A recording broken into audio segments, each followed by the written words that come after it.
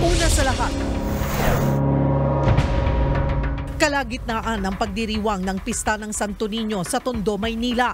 Nang masapul sa CCTV ang mga nakaasul na lalaking ito na naglalakad sa Kagitingan Street. Paglapit nila sa isang grupong nagiinuman, nagkaroon na ng komosyon. Humantong pa yan sa batuhan ng upuan at suntukan. Ang pinagugatan ng rumble sa gitna ng pista, maya-maya lang. Live mula sa himpilan ng News 5. Simulan na ang balitaan dito sa Frontline Pilipinas. Magandang gabi Pilipinas, ika-22 araw ng Enero taong 2024. Kasama ang buong puwersa ng News 5, narito na mga frontline na balita. Pinay sa Japan iniimbestigahan kaugnay sa pagpaslang at pagtago sa bangkay ng mga magulang ng kanyang nobyo.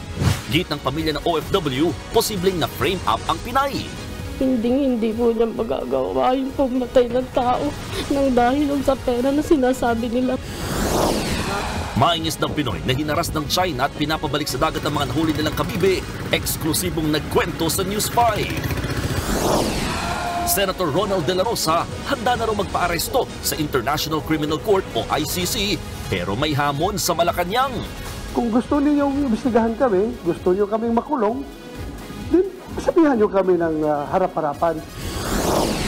Senator Pia Cayetano, kauna-unahang babaeng chairperson ng Senate Blue Ribbon Committee. Lalaking driver na inayang makipagtalik ang isang 13 anyos na babae sa Naik, Cavite, arestado. Sa Frontline News Abroad, mag-ina nasagasaan ng kotse sa loob ng mall sa Istanbul, Turkiye. At ang patikim sa teleserye version ng hit series na Linlang na mapanood na mamaya dito sa TV5. Nauwi sa rambulan ang piyesta sa Tondo, Maynila. Pati mga babae pinatulan ng dahil lang sa maling akala. Nasa frontline ng balitang yan, si Dave Abuel. Mag-aalas 11 kagabi araw ng kapistahan ng Santo Niño sa Tondo nang masapul sa CCTV na naglalakad ang mga nakaasul na lalaking ito sa Kagitingan Street. Nang makalapit sila sa kumpulan ng mga tao, tila nagkaroon ng kumusyon.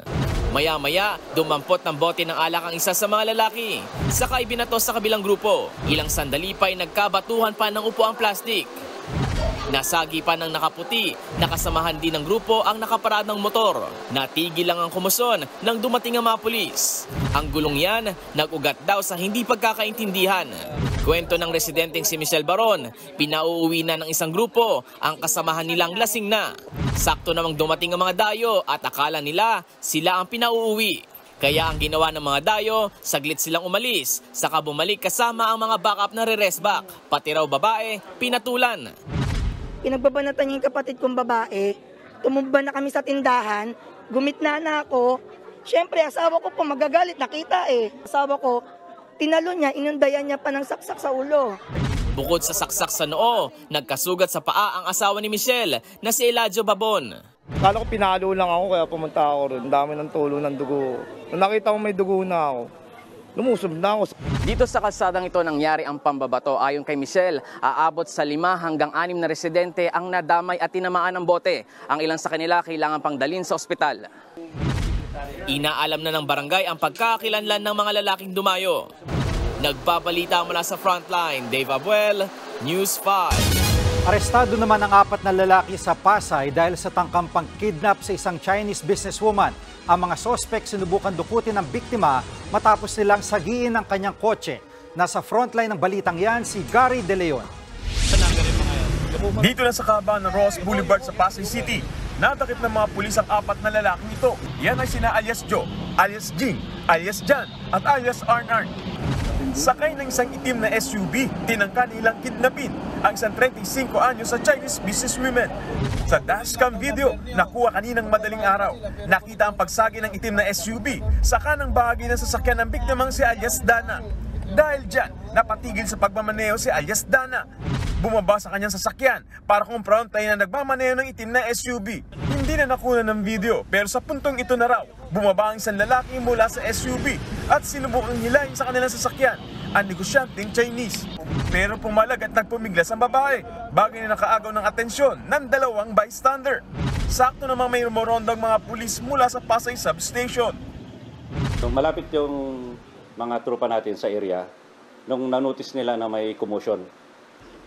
Akala nila initial is just a vehicular incident. Pero nung lumapit sila, nakita nila na may commotion, na yung mga lalaki is pinipilit na hilain yung babae. Ang apat na lalaki, nagtago pa raw sa SUV nang lumapit ang mga pulis. Andun na yung mga pulis. Kinakausap nila to get down, pero hindi pa rin walabas. So doon na nagkaroon ng instinct yung pulis na this is something. Yan na persang pinababa ng mga pulis ang mga lalaki at sa kahinalughog ang SUV. Dito na tumambad sa mga pulis ang ilang mga kontrabando, kabilang na ang iligal na droga, mga bala at baril. Sa press conference kanina ni PNP Chief Benjamin Acorda, inanunsyo niya na dating pulis ang isa sa apat na sospek. Pero ayon sa Pasay PNP, nagkaroon lang sila ng kalituan sa pagre-report kay PNP Chief Acorda at nilinaw na hindi dating pulis ang isa sa mga sospek. Based doon sa mga first responders natin, is very calm down, nagpapakilala pa yung isa na okay na, true pa din ako dati. So, all along, akala namin is police. But upon verification, kaya nang mag-umaga, we learn na hindi siya pala piging police. Nasa Pasay City Police Station ngayon ang mga sospek. Hindi na sila nagpa-unlock ng interview. Pero ayon sa Pasay Police, matagal nang minanmanan ng mga sospek ang Chinese businesswomen. Kasi nagkaroon ng stick out eh.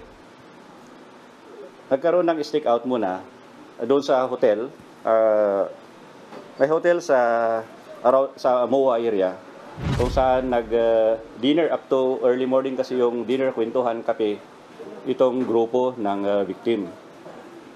And then doon sila nag-stick out hanggang sa lumabas sila, may sumunod na sinundan na itong vehicle. Tingin ng mga pulis, planado ang pag-kidnap sa Chinese national dahil gumamit pa ng mamahaling sasakyan ng mga kidnapper at kinabitan pa ito ng peking plaka. There is something bigger than this, if we will analyze it deeper. Itong nakuha natin is, I think, ito yung mga utusan. Ligtas naman ang Chinese businesswomen at nakauwi na. Sasampahan ng reklamong attempted kidnapping, illegal possession of dangerous drugs, and loose firearm ang mga suspect. Nagbabalita mula sa frontline. Gary De Leon, News 5. Arestado ang isang tricycle driver na nambastos ng 13 anyos na dalagita sa Naik, Cavite. Ang suspect lumapit at nag-alok daw na makipagtalik sa isang menor de edad. Nasa frontline ng balitang yan, si Dave Abuel. Hoy, patayin mo muna yan. Walang lusot sa mga pulis ang tricycle driver na ito matapos makorner sa entrapment operation sa Naik, Cavite. Inaresto ang 40 anyos sa suspect na nag-aya sa isang dalagitang 13 anyos na makipagtalik. Kwento ng nanay ng biktima, nakikipaglibing lang sila sa isang kakilala nang biglang tawagin ng suspect ang dalagita. Doon na nag-abot ang suspect ng cellphone na balot ng papel at 200 pisong pera. Bigla pong inabot sa kanya yung cellphone na akala din niya is parang nawala, itatanong sa kanya kung kanino. Bigla na lang po daw nagsabi sa kanya na, yan, para sa iyo yan. Ikaw na ang bahala kung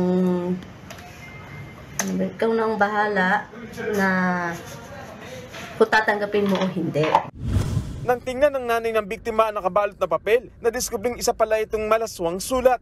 Doon sa sulat, ang nilalaman nun, nangihingi siya ng sexual favors, and of course, nandun din, kapalit nun ay bibigyan niya daw ng 7,000 pesos worth of cash.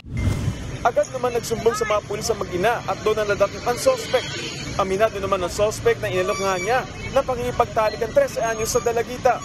Pero palisot niya. Hindi ko alam na mainom sa alam ko ay nasa tamang kita talaga. Kaya po, pwede dapat po sana sir kung sa amin, hindi sa kung alam ko sir, hindi ko naman iyayamin agad. Napag-alaman pa ng mga pulis na matagal nang minamanaman ng suspect ang dalagita. Maharap ang suspect sa reklamang paglabag sa Safe Space Act o kilalang bawal bastos law.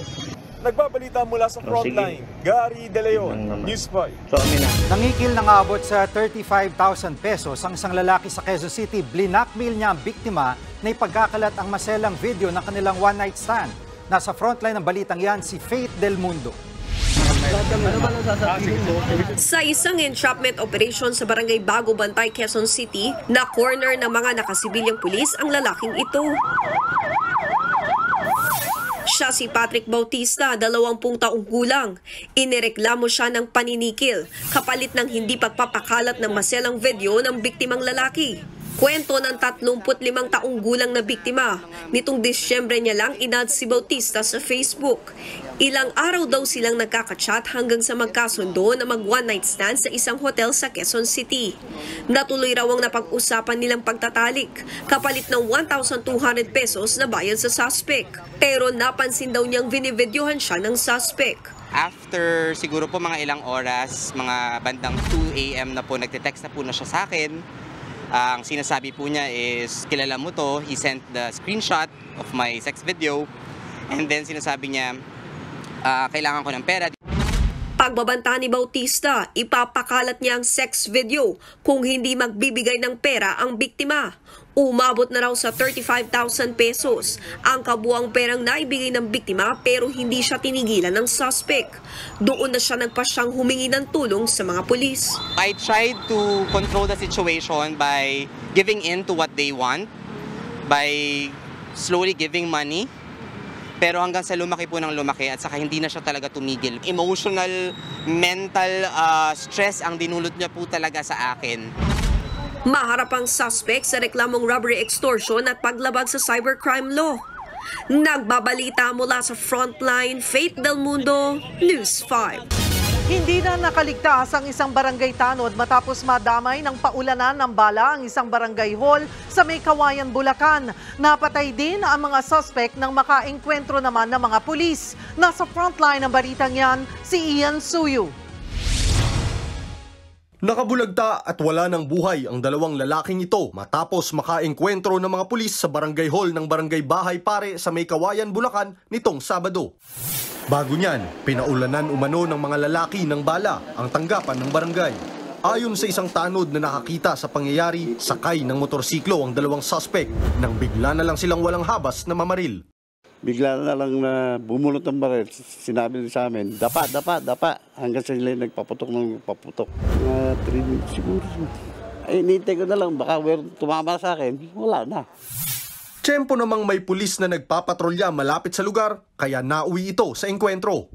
Pagdating doon, nakita namin na yung isang gunman palabas ng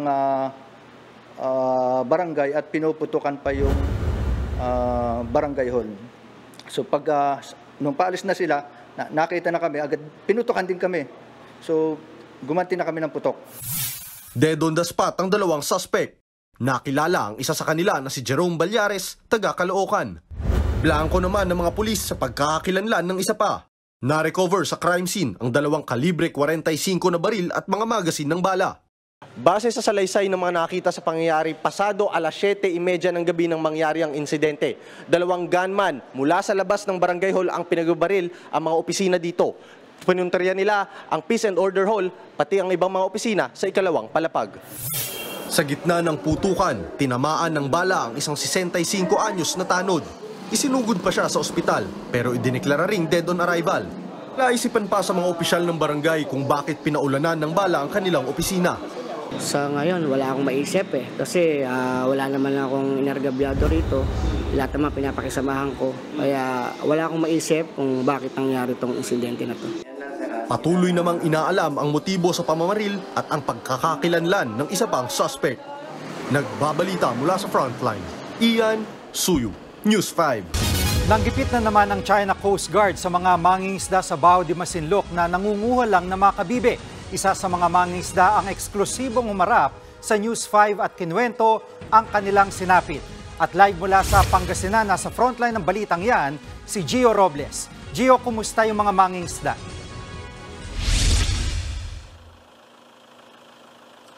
Jiggy, kung makikita mo sa likuran ko, nakabalik na ang bangkang pangisda na ginamit o sinakyan ng ating mga kababayan at natunto natin yan mismo dito sa bayan ng Infanta sa Pangasinan. Kasunod ito ng pagpapalayas na naman ng China Coast Guard sa mga mangingisdang Pilipino sa Bajo de Masinloc. Eksklusibong humarap sa akin kanina ang isa sa mga mangingisda na witness sa insidente.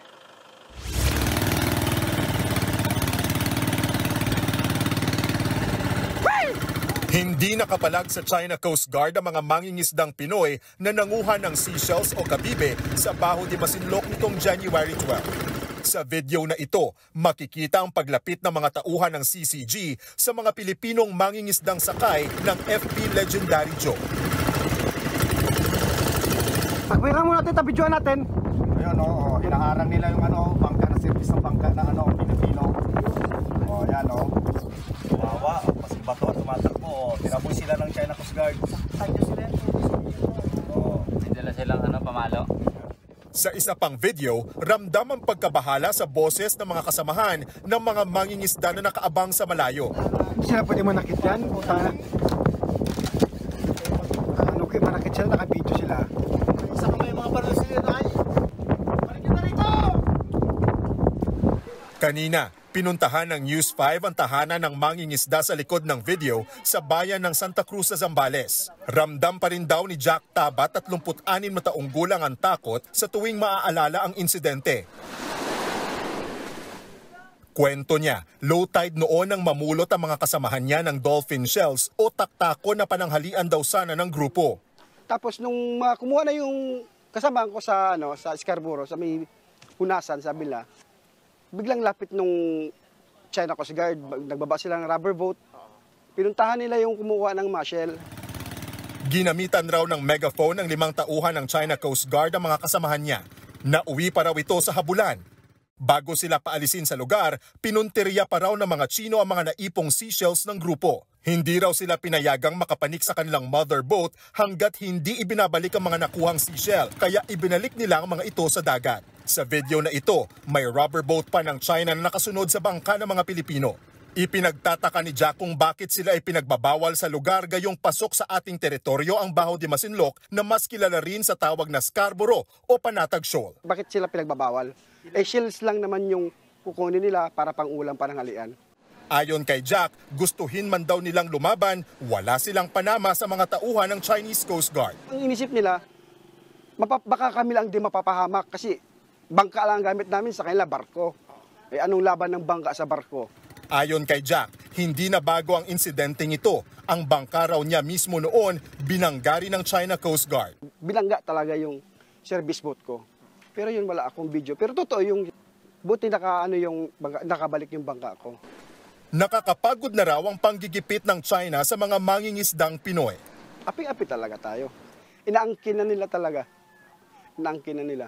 Kay President Bongbong Marcos po, sana ma-aksyonan po kagad. Ang gusto lang naman namin, yung malaya din kami makapangisda sa loob ng Scarborough.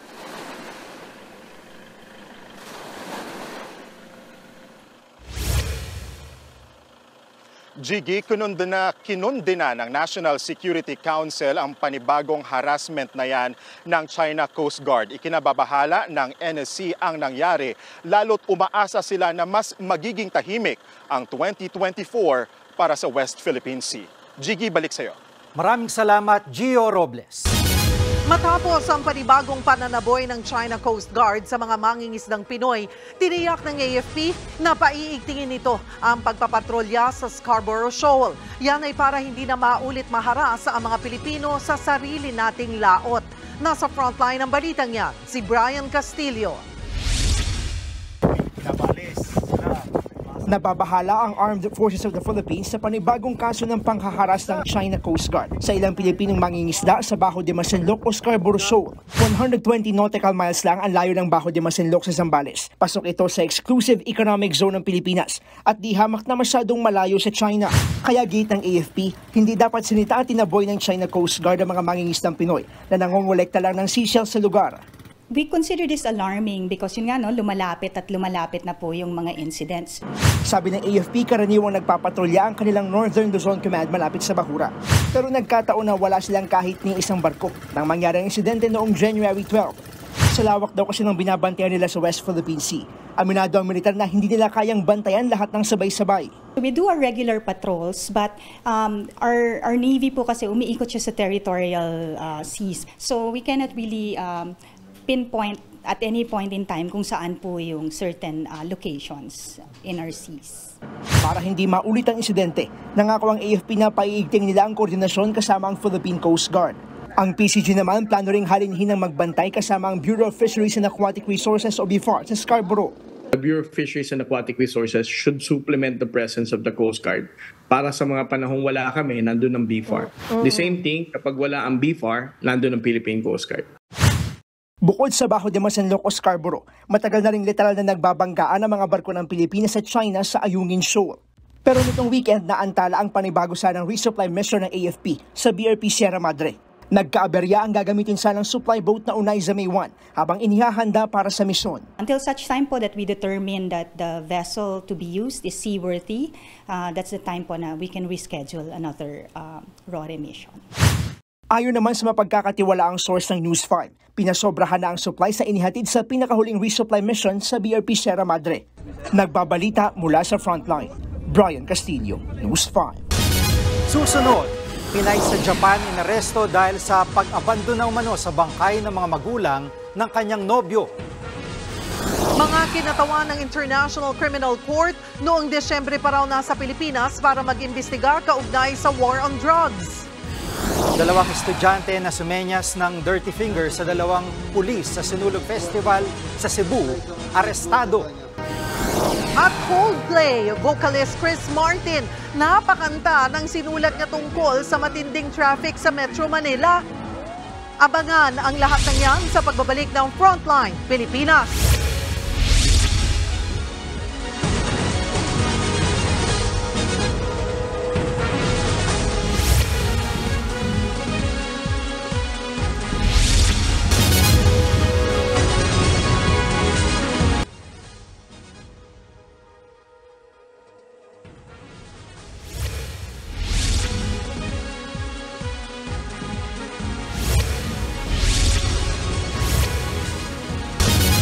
Pasimuno raw ng People's Initiative si House Speaker Martin Romualdez ayon kay Senator Ronald De La Rosa.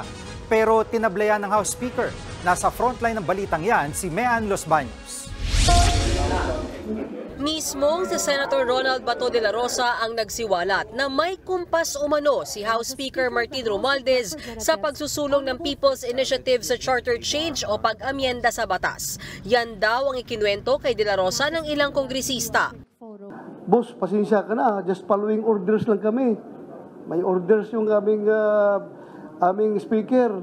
So, sunod lang kami sa order.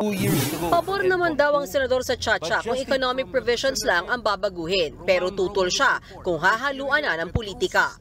Hindi ko man nila lahat. Pero marami kasi pumasok sa gobyerno para sa pangsariling kapakanan.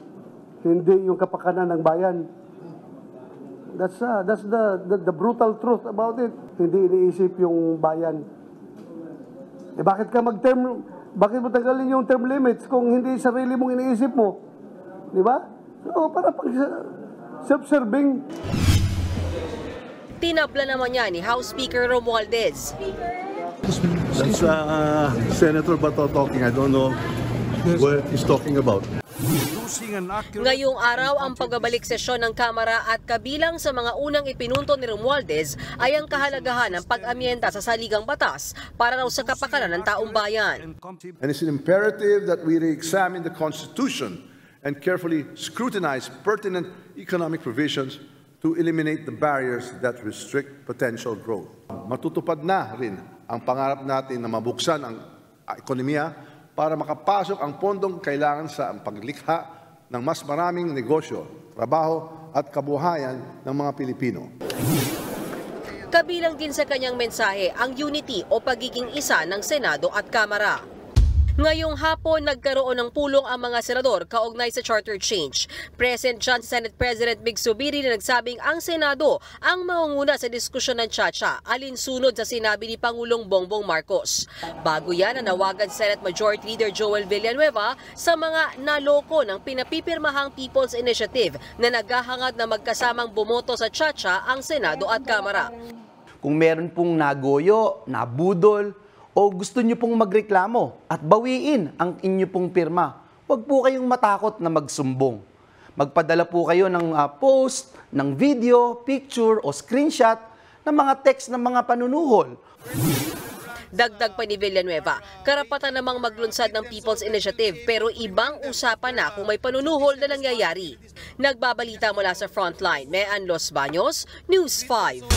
Sabay sa pagbabalik sesyon ng Kongreso ngayong araw, nagrally sa labas ng Batasang Pambansa ang ilang anti-charter change group. Kasama sa kinuspotesta ang Makabayan Bloc. Giit ni ACT Teachers Party List Representative Franz Castro, lumang tugtugin na raw ang Chacha. Hindi raw ito ang solusyon sa mga problema ng bansa, lalo't may iilang politiko ang gusto lang makinabang dito. Payag ba tayo na ipagbili ng 100% ang ating kalupaan? Tama ba? Payag ba tayo na ibigay ng 100% din ang pamamahala ng ating educational system, ang ating media, ang mga advertisement, advertising, at iba pa? Ang dapat asikasuhin ng ating gobyerno ay yung problemang pangsikmura ng ating mga mamamayan. Diba? Na sweldo, nakabubuhay at disenteng sweldo. Pinaharap sa pagdinig ng Senado bukas ang leader at founder ng religious group na Kingdom of Jesus Christ na si Pastor Apollo Kibuloy. Yan ay para sa pagdinig ng Senate Committee on Women, Children and Family Relations kaugnay ng mga aligasyon ng human trafficking, sexual at child abuse na nangyari sa loob ng nasabing religious group. Kasama ring tatalakayin sa Senate inquiry ang kaso ni Kibuloy sa Amerika na conspiracy sa sex trafficking. Alinsunod ang pagdinig sa Senate Resolution number 884 na inihain ni Senator Risa Ontiveros na siya ring chairman ng komite. Sa ngayon, wala pang kumpirmasyon sa kampo ni Kibuloy kung dadalo ang pastor. Nagpataw ang National Telecommunications Commission ng cease and desist order laban sa Sunshine Media Network International o SMNI matapos nilang labagin ang kanilang 30-day suspension. Sa inilabas na 6-page ruling, nitong Sabado sana nakatakdang matapos ang suspension ng SMNI. Pero nakatanggap daw ng report ang NTC na nakapag-broadcast pa ang network sa Western Visayas noong December 27 kahit umuusad na ang suspension nito. Pinagpapaliwanag daw ng NTC ang SMNI noong January 4. Pero imbis na sumagot, naghain sila ng motion for bill of particulars noong January 11 sa NTC. Ibig sabihin, ipinalilista nila kung ano ba ang naging violation o kaso na kinakaharap ng network. Pero dininay ng regulatory body ang inihaing motion ng NTC. Kasabay nito muling pinasasagot ng NTC ang SMNI sa loob ng 15 araw kung bakit nito di nasunod ang suspension order. Sinusubukan pa rin ng News 5 na kunin ang panig ng media network kaugnay ng issue. Mga pasaherong buwis-buhay sa pagtawid sa EDSA, motorcycle riders na dumadaan sa bike lane at mga bus driver na nagsasakay sa maling lugar. Yan ang mga sinitang problema kanina sa EDSA. Nasa frontline ng balitang yan si Dave Abuel. Madaling araw pa lang kanina ng parahin ng mga tauhan ng Special Action and Intelligence Committee for Transportation ng DOTR ang bus na ito sa northbound ng Ortigas Station ng EDSA Busway. Ang violation niya, nagsakay ng pasahero kahit wala pa sa mismong istasyon. Ang parusa, tiket na may kasamang 6,000 pisong multa at seminar. Depensa ng driver. Hindi ko naman pwede tumakbo kasi may naglalakad sa daan eh. Hindi, sinakay ko na lang. Isang bus din ang natsyempohang nagsakay ng mga pasahero kahit wala pa sa Guadalupe Station. Gaya ng nauna, tinikitan din siya. Hindi na bago ang ganitong mga eksena sa EDSA Busway. Kahit may daan naman paakyat at pababa galing sa mga MRT station, madalas pinipiling makipagpatentero ng ilang pasahero patawid sa istasyon. Less hassle nga, pero bawal at delikado yan. Mahirap kasi umakyat dito sa may MRT. Sobrang taas. Sana lagyan nila dun ng dun sa may intersection ng footbridge para mas malapit yung mga galing show boulevard po. Bukod sa mga bus driver, napara rin ang mga rider ng motor na nahuling dumaan sa bike lane sa may EDSA, Connecticut. Ang rider na ito, sinubukan pang magpalusot dahil malilate na raw siya sa trabaho. Ang pasok ko dapat nasa, alas 6, nandito na ako sa trabaho eh. Alas 6, naghahabol ako ng oras eh. Sa kabuuan, nasa 2 bus na nagsakay sa di tamang sakayan at 2 dosenang motor na dumaan sa bike lane ang nahuli sa operasyon ng DOTR kaninang umaga. Nagbabalita mula sa Frontline, Dave Abuel, News 5. Showbiz, eto na nga! Mga kapatid, eto na nga ang mga buena manong showbiz balita ngayong Monday. Mapapanood na ang linlang teleserye version ngayong gabi dito sa Kapatid Network. Ikwinento ng bida nitong si Kim Chiu ang kanyang realization sa paggawa ng longer version ng hit series. Nasa frontline ng balitang yan si News 5 digital producer Von Belinario. Ano, sexy ba, ha? Hindi ka ba talaga titigil? Hindi, bakit? Juliana Luwalhati is back. Umamin ka na. Anong aminin ko? Wala! Buong-buo nyo nang mapapanood sa telebisyon ang Panlilinlang. Dahil ang biggest series ng 2023, may teleserye version na. Isang malaking pagkakamali itong relasyon natin. But I chose to stay. Kanina, bumisita sa Good Morning Kapatid ang bida ng teleserye na si Kim Chiu. Kwento ng aktres, ito na ang pinaka-challenging role niya. Sobrang natakot talaga ako sa project na to. Not na nakakatakot siya, pero hindi ko alam kung kaya ko siyang gampanan as Juliana. And ayun, I took the challenge. Kasama ni Kim sa teleserye sina Paulo Avellino, JM De Guzman, Diamond Star Maricel Soriano at marami pang iba. Kwento ito ng pag-ibig at pagtataksil. Kaya afraid daw si Kim na baka mas lalong mainis sa kanya ang viewers dahil sa karakter niyang si Juliana. This is very not Kim Chiu branding, pero gusto kong mag-grow as an actor. Kwento ni Kim, kahit na nagawa na niya ng series ang Linlang, kinabahan pa rin daw siya sa first taping day ng teleserye version nito. Dagdag pa ni Kim, nagulat daw siya na may kaya pa siyang gawin bilang aktres dahil sa proyektong Linlang. Kaya ko palang maging daring. Very excited din si Kim na mas maipaliwanag pa ang karakter ni Juliana.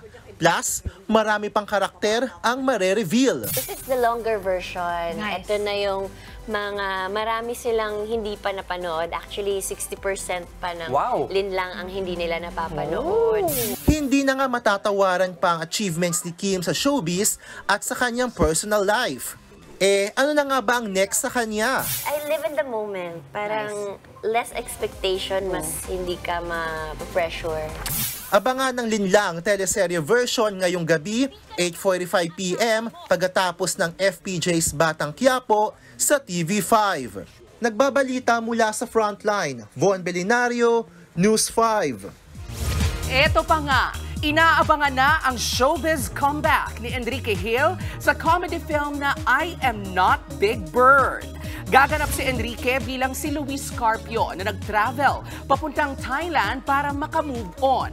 Pero pagdating niya doon, pinagkaguluhan siya ng mga tao dahil kamukha niya ang isang adult film star na kilala bilang Big Bird. Makasama ni Enrique sa pelikula sina Nico Natividad, Red Oliero at Pepe Herrera. Ayon kay Gwen, inspired ang pelikula sa 90s comedy films. Ipapalabas ang I Am Not Big Bird sa mga sinihan simula February 14. I am not Big Bird! Kung makayang magpanggap, hanggat makauwi lang tayo. We owe them the truth mo. Eto pa nga, napakanta si Chris Martin ng Coldplay nang sinulat niyang Manila Traffic Song dahil sa tindi ng trapiko rito. The traffic in Manila is completely insane. We can't wait to play Manila again, but the traffic here is completely insane. Oh, we can't wait to play Manila again, but the traffic here. Sa Day 2 ng Music of the Spheres concert dito sa Pilipinas, nagpasalamat si Chris sa Pinoy fans na nagtiis sa traffic para panoorin ang kanilang banda. Dahil dyan, pabirong kinanta ng Coldplay frontman ang sinulat niyang impromptu Manila traffic song. Naunang binanggit ni Chris ang mabigat na daloy ng trapiko sa Metro Manila sa unang araw ng concert ng Coldplay sa Philippine Arena. Present pa dyan si Pangulong Bongbong Marcos. Tagumpay naman ang 2-day concert ng Coldplay sa Pilipinas. Susunod, mga magsasaka ng gulay sa Atok Benguet nangangambang kumonti ang ani dahil sa El Nino. Pilipinas nananatiling top importer ng bigas sa buong mundo. Dalawang taga Yunnan, China, nalibing ng buhay sa landslide. Halos 50 iba nawawala. Yan at iba pa sa pagbabalik ng Frontline Pilipinas.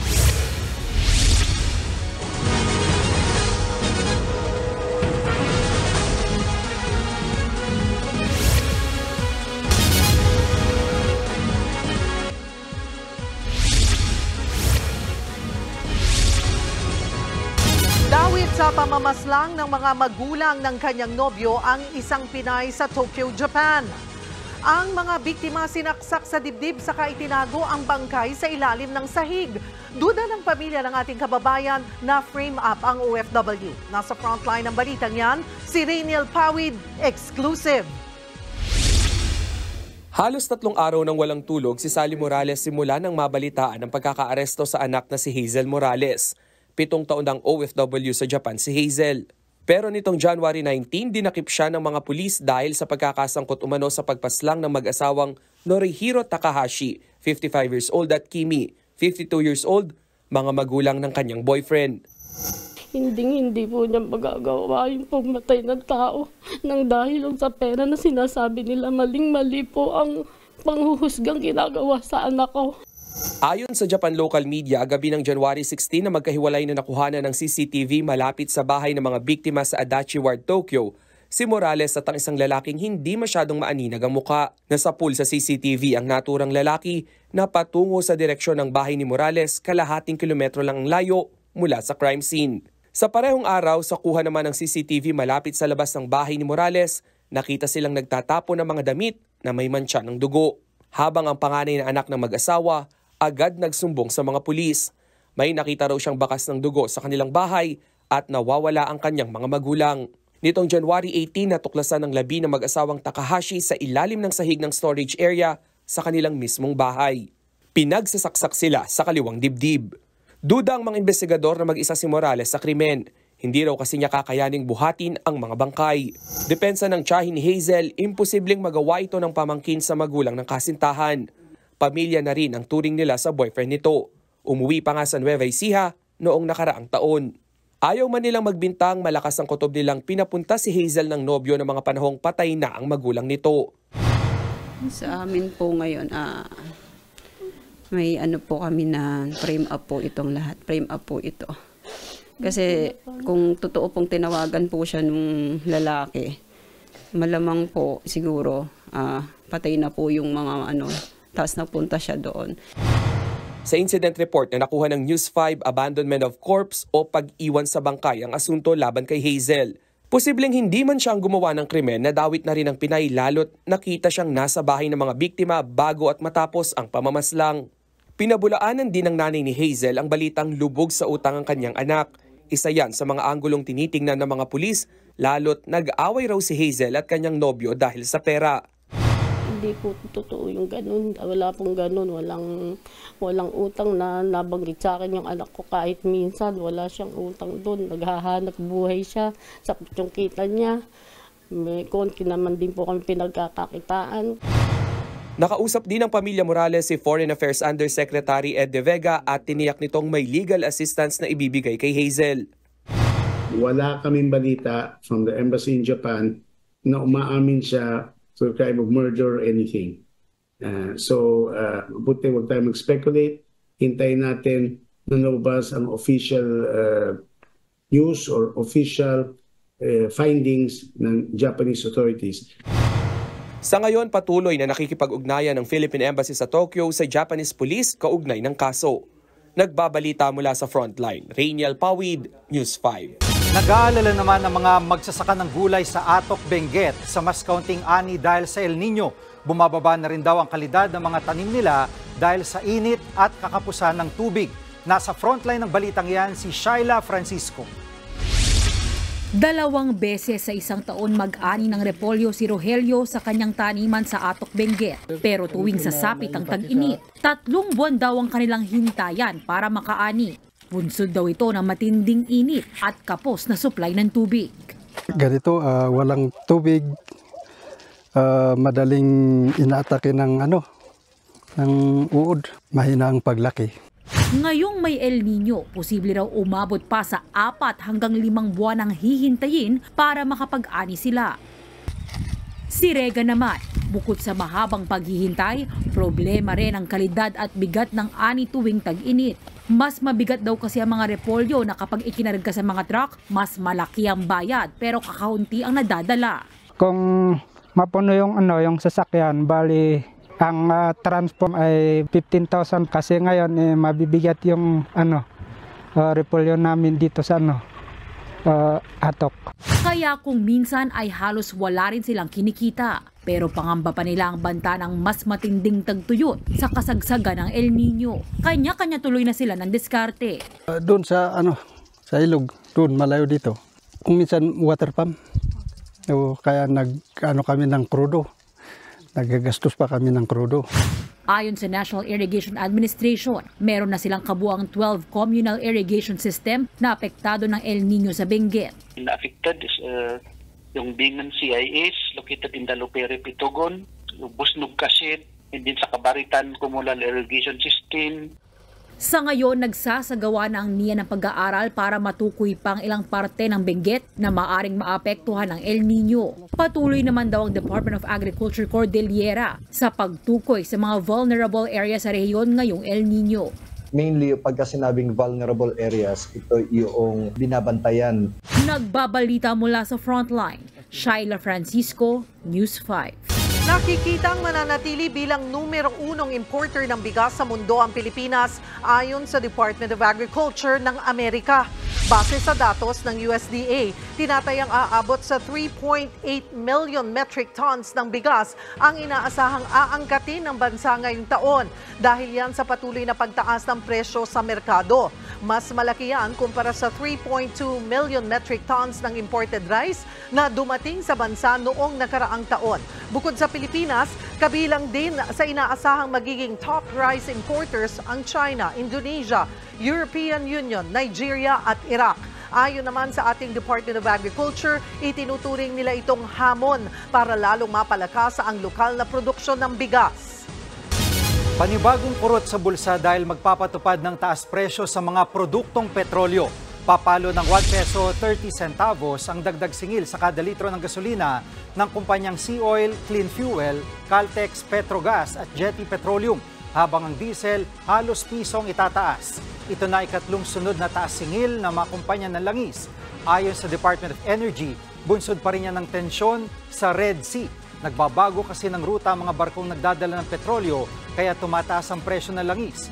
Bukod dyan, bumababa na rin daw ang inventaryo ng krudo sa Amerika.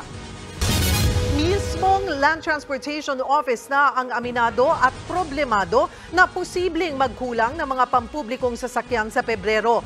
Yan ay oras na magsimula na ang hulihan para sa mga jeep na hindi nakasapi sa mga kooperatiba o korporasyon. Nasa frontline ng balitang yan, si Gerard de la Peña.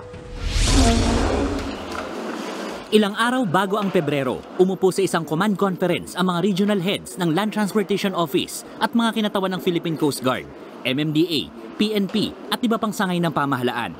Yan ay para paghandaan ang panghuhuli sa mga jeepney na hindi nakasama sa consolidation sa ilalim ng PUV Modernization Program. Simula kasi February 1, ituturing ng Colorum ang mga jeep na hindi nakasapi sa mga kooperatiba at korporasyon, kaya pwede na silang hulihin. Pero ngayon pa lang, problemado na ang LTO. Aminado kasi sila na posibleng magkulang ang mga pampublikong sasakyan.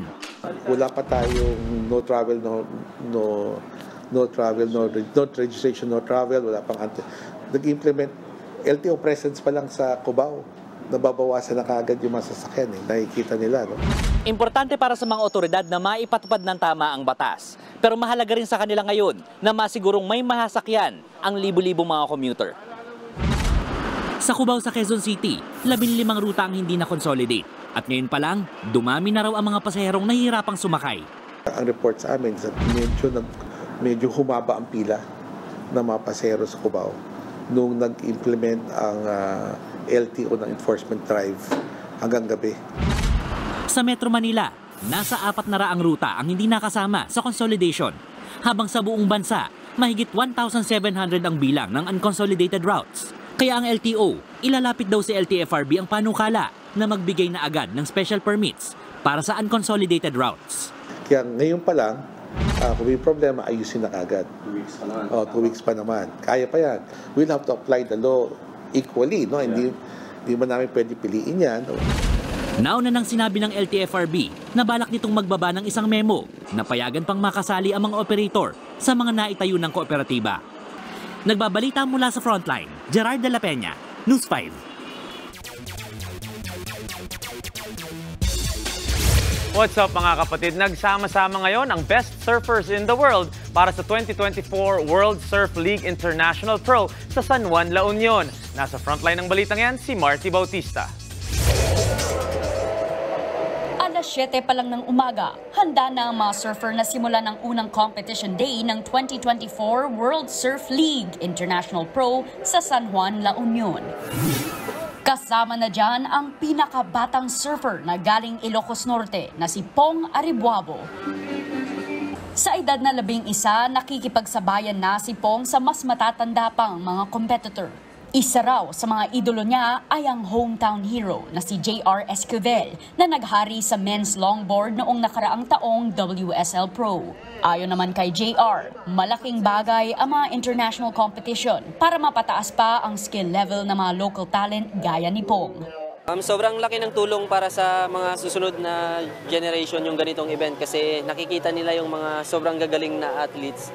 Yung mga athletes na nagko-compete ngayon is sila nga yung pinakamagaling sa Asia. Bukod pa riyan, malaking tulong din daw ang event para palakasin ang turismo sa La Union. Ito ang ikalawang sunod na taon na naging host muli ang La Union para sa prestiyosong torneo. 100 mga atleta galing sa iba't ibang mga bansa at 50 mga local surfers ang magtatapatan sa alon ng Urbistondo Beach.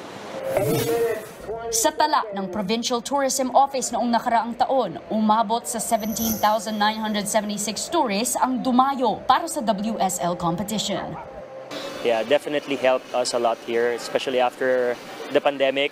So having an international event like this, showing the waves, what kind of wave we can offer here. So La Union is good for beginners and international professional surfers too. Tatagal ang WSL International Pro hanggang January 28 dito sa La Union. Nagbabalita mula sa Frontline, Marty Bautista, News 5. At sa basketball naman, patuloy ang undefeated campaign ng Strong Athletics Group sa ongoing Dubai International Basketball Championship pagkatas talunin ang Homenett Men ng Lebanon 104-95. Lamang pa ang kalaban papasok ng halftime pero nahanap ng Pinoy team ang tamang timpla nung third frame kung saan lumamang na sila. Dominante si Dwight Howard buong laro with 32 points and 7 rebounds. Nagpakitang gilas din si Kevin Kiambao na nagtala ng 19 points habang si Blatchat Robertson nag-combine for 31.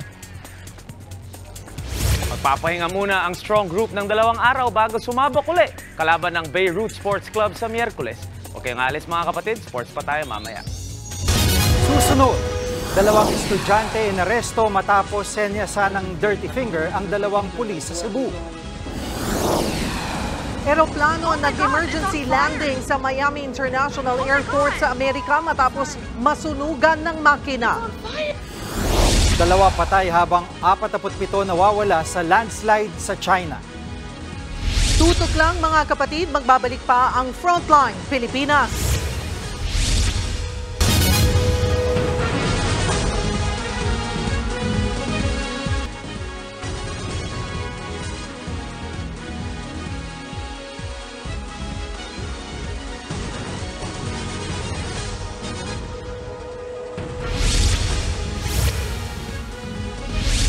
Ibinulgar ni dating Senador Antonio Trillanes na noong Desyembre pa nasa Pilipinas ang International Criminal Court investigators kaugnay sa war on drugs.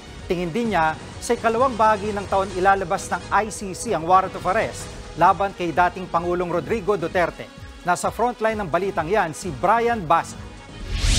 Nakapasok daw at nakaalis na rin ng Pilipinas nitong Disyembre ang mga investigador ng International Criminal Court kaugnay sa gera kontra droga ni dating Pangulong Rodrigo Duterte. Isiniwalat yan ni former Senator Antonio Trillanes IV kasunod ng mga natatanggap niyang impormasyon. Hindi na niya idinetalye kung gaanong katagal ang mga ICC prober at kung ilan ang nagtungo sa bansa. Pero para raw sa kanya, sapat na ang ebidensyang nakalap ng ICC dito sa bansa para arestuhin si Duterte. Sa tansya ko po, itong arrest warrant ay lalabas sa second quarter of this year. Yan po ang aking estimate base sa mga impormasyon na nakalap ko. Tinabla naman ni Attorney Salvador Panelo ang mga pahayag ni Trillanes. Si Panelo ang dating Presidential Legal Counsel ni nooy Pangulong Duterte. His thoughts and narratives vis-a-vis the ICC are irrelevant. These are purely speculative. The government has not validated that the probers of the ICC are here. Walang validation eh. Hindi nila alam exactly ano ba, nandito ba o wala. May patunay naman daw si Trillanes sa paggulong umuno ng investigasyon ng ICC pati na sa umunoy warrants of arrest. Pero giit niya, hindi ko pwedeng i-divulge yun dahil merong mga confidentiality agreements. Ito po ay, itong confidentiality agreements na ito ay para masigurado yung seguridad ng mga testigo na kinakausap ng ICC at ng mga ICC investigating team mismo. Tanong pa ni Panelo, bakit maglalabas agad ng warrants of arrest ang ICC? Saan magagaling ang warrant of arrest? A warrant of arrest is issued upon final determination of an existence of a probable cause. And that applies to ICC kasi meron din silang preliminary investigation na hindi pa nga nila ginagawa. Nakarating na raw kay dating Pangulong Duterte ang mga sinabi ni Trillanes. Natatawa lang siya sa mga sinasabi nito. Puro kabulastugan. Puro kabalbala. So he's completely ignoring it. Mayayabot lang siya kasi siyempre pag nababasa mo yung mga kabalbala, may inis ka rin.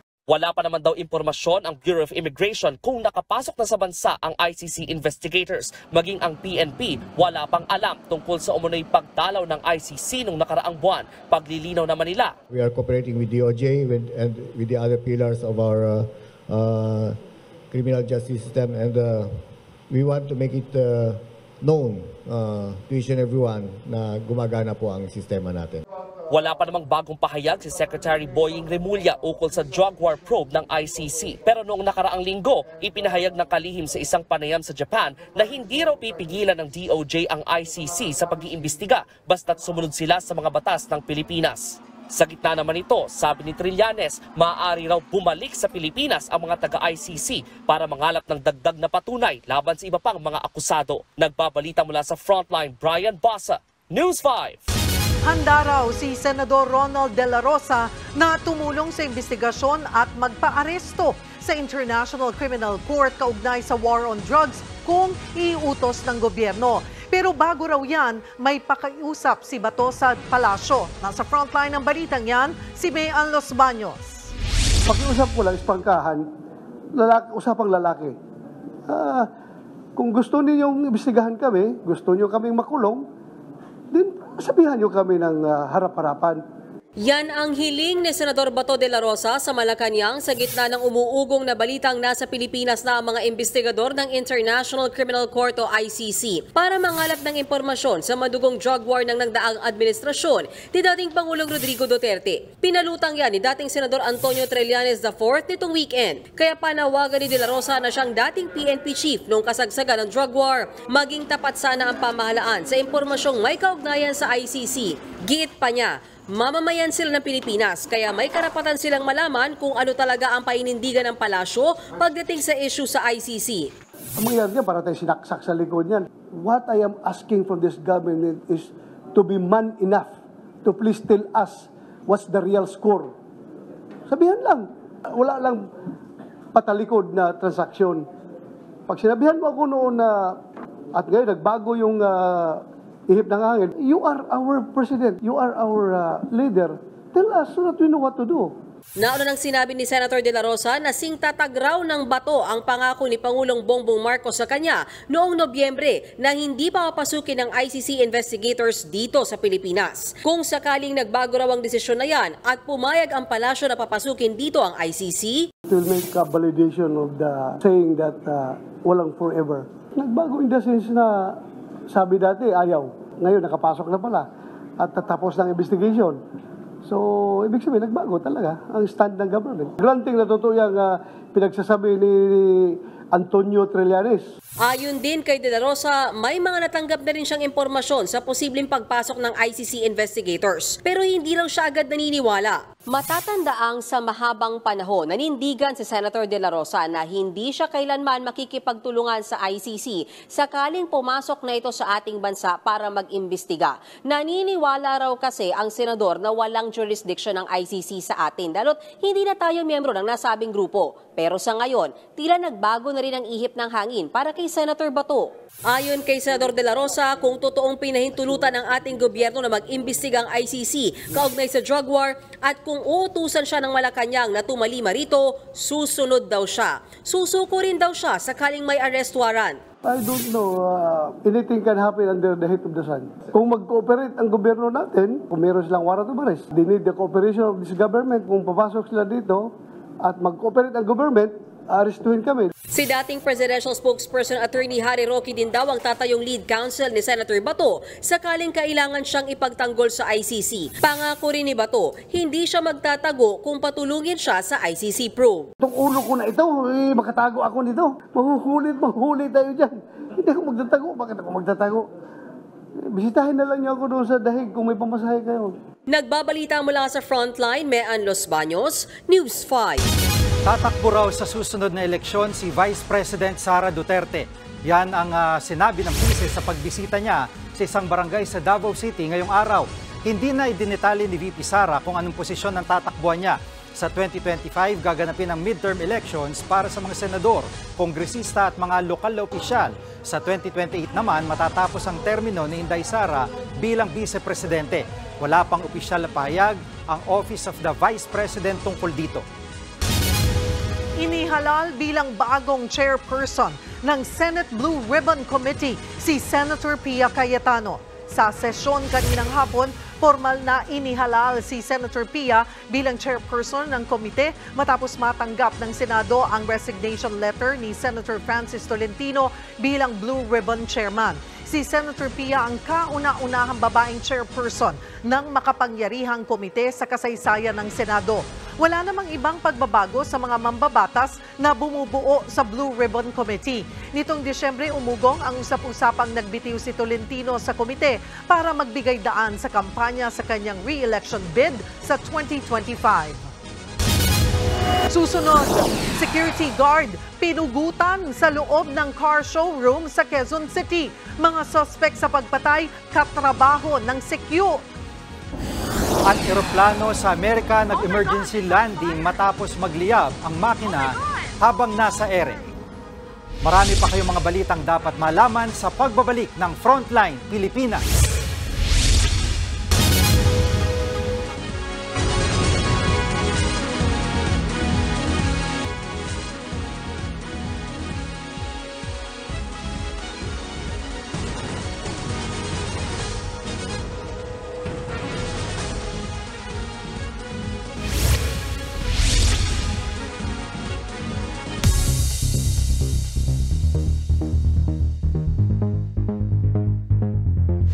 Emergency landing ang isang eroplano sa Miami International Airport sa Amerika matapos itong masunugan ng makina. Sa kuha ng video na to noong Webes, makikita ang pagliyab ng cargo plane habang nasa ere. Ayon sa mga otoridad, kaka-take off lang ng eroplano nang bigla itong mag-apoy. Wala namang nasaktan sa 5 flight crew ng eroplano. Nang suriin ng mga otoridad, may nakitang buta sa makina na mas malaki pa sa bola ng baseball. Inaalam pa ang sanhi ng apoy. Sugatan naman ang mag-ina sa Istanbul, Turkey matapos bumangga at dumire-diretso sa loob ng isang shopping mall. Sa kuha ng CCTV, kita ang biglang pagsalpok ng sasakyan sa salamin na pinto ng mall galing sa parking lot. Tinumbok nito ang escalator bago tuluyang huminto. Yun nga lang nahagip ang ilang namamasyal sa loob, kabilang sa nadisgrasya ang 46 anyos na nanay at 8 taong gulang niyang anak. Kritikal ang lagay ng bata sa ospital. Agad namang narestong driver ng kotse na nawalan daw ng kontrol sa sasakyan.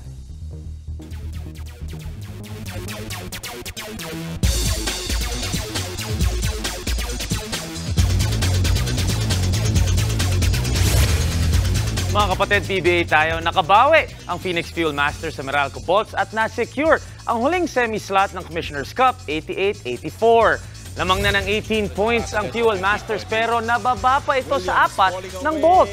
Dito nagpakita ng magandang execution ang Phoenix at sinigurado ang panalo sa likod ng iilang key baskets. Nanguna para sa kanila si Jonathan Williams na nagtala ng 21 points and 16 rebounds at may sariling double-double din si Jason Perkins, 19 points and 13 boards. Magsisimula ang semifinals ng PBA sa Miyerkules, mga kapatid. Magkikita ang surprise team Phoenix Fuel Masters at powerhouse Magnolia Chicken Templados Hot Shots ng 4 p.m. Susunod naman dyan ang bakbakang San Miguel Beermen at Ginebra San Miguel Gin Kings ng 8 p.m. At yan ang mga pandiin ng Sports News today. It's your Sports Tito Mikey Reyes. Peace and love.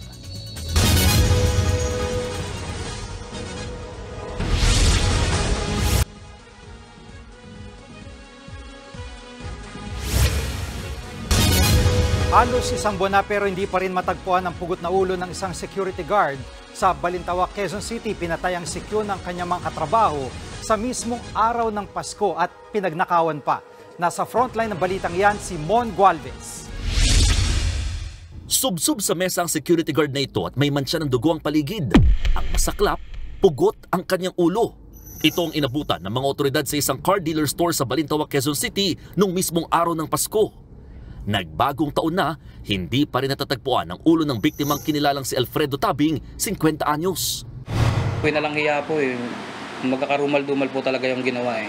Na hindi po may isip na gawin ng normal na tao. Biruin mo, Paskong Pasko po. Tapos ano na lang po maalala namin kada Pasko yung nangyari po sa tatay ko. Hanggang kailan po namin bibit-bitin yung ganong yung bigat. Lumalabas na mag-isang naka-duty ang gwardya mula bisperas ng Pasko. Unang inakala ng mga pulis na matinding galit lamang ang ugat ng krimen pero may iba palang motibo ang mga sospek. Nalaman rin natin na meron rin palang nawawalang bolt at pera sa establishmento na to sa Ford. Amounting more or less 3.6 million. Planado raw ang krimen at posibleng sinubukang kuntsabay ng mga sospek ang gwardya pero hindi pumayag. Nagpalitan pa kasi ng mensahe ang mga ito kinagabihan. Etong suspect natin, chinachat si victim natin. Una-una, inaalam niya kung sino yung magjo-duty at kung ilan ang magjo-duty that time. Lumalabas ding katrabaho ng biktima ang mga sospek. Yan ay sina Jomar Organes, staff at taga-timpla ng kape sa mga customer. At si Michael Caballero, driver sa car dealer store. Hindi na raw pumasok ang dalawa mula nang mangyari ang krimen at baka nagtago na raw sa Bicol. Posible rin daw na konektado ang mga sospek sa isang local criminal group. Halos mag-iisang buwan na mula na mangyari ang karumal-dumal na krimen. Aminado ang mga pulis, isa sa nagpatagal na kanilang investigasyon para matukoy sana kaagad ang mga sospek ay ang kawalan ng gumaganang CCTV sa lugar mula pa Pebrero ng taong 2022. Ito rin ang ikinasasama ng loob ng mga naulila ng biktima. Yung tao po na yon, sa tagal niyang nagtatrabaho doon, kumbaga alam niya na walang CCTV kaya niya nagawa yun. Sinusubukan ng News 5 na kunin ang panig ng car dealer store pero wala pa silang sagot. Sa isang text message, sinabi ng Quezon City Department of Public Order and Safety na posibleng makansela ang permit ng car dealer store. Oras na mapatunayang lumabag ito sa ordinansa ng lungsod na nagre-require ng CCTV sa lahat ng business establishment. Sasampahan ngayong linggo ng reklamong robbery with homicide at carnapping ang dalawang sospek. Bukod kasi sa ninakaw na pera, nawawala rin ng cellphone at baril ng CQ. Gumamit din ng sasakyan sa store ang mga sospek bilang getaway vehicle. Nagbabalita mula sa frontline, Mon Gualvez, News 5. 2 ang patay habang 47 ang nawawala sa landslide sa Yunnan Province sa China. Nasa 18 bahay ang natabunan ng landslide habang 500 residente ang kinailangang ilikas. Nagpapatuloy ang search and rescue para sa mga nawawalang biktima. Hindi pa tukoy sa ngayon ang sanhi ng landslide. Kasalukuyang nararanasan ang cold wave o malamig na panahon sa Yunnan Province. Showbiz, eto na nga! Mga kapatid, eto na nga. Hindi raw invited sa kasal ni na Dominic Roque at Bea Alonzo si Daniel Padilla. Ayon kay Dominic, hindi raw imbitado si DJ dahil hindi pa rin daw sila nag-uusap ng aktor simula pa noong 2020. Dagdag pa ni Dominic, ang ex lang ni Daniel na si Catherine Bernardo ang invited sa kasal nila ni Bea. Matatanda ang magkakabarkada noon sina Dominic, Daniel at Kath na kung tawagin pa nga ay Nguya Squad. Pero noong 2021, napansin ng netizens na umiiwas si Dominic kay DJ. Sa ngayon, wala pang final wedding date sa kasal ni Bea at Dominic matapos ma-engage ang dalawa nitong July 2023. Pero ikaw, kukumustahin ko. Yes. Yung iyong Coldplay concert. Maganda. Maganda, buti ka Sulit. pa. Sana all, no? Matraffic lang. Naiwan tayo. Oo. Basta invited tayo sa kasal ni Kalag. Oo, doon tayo. Talaga? Siguraduhin na natin. Siguraduhin na natin. Walang maiiwan. So, walang maiiwan? Ay, dililipad din kami. Wala nang, paano yan? Basta sagot niya. Doon na tayo magpo-frontline. Yun! Frontline sa Inglaterra. I-live na yan. At yan po mga balita at impormasyong dapat nyong malaman sa araw na ito. Mga balita para sa mga may alam at may pakialam. Kami ang inyong mga kasangga sa Frontline Pilipinas. Magandang gabi.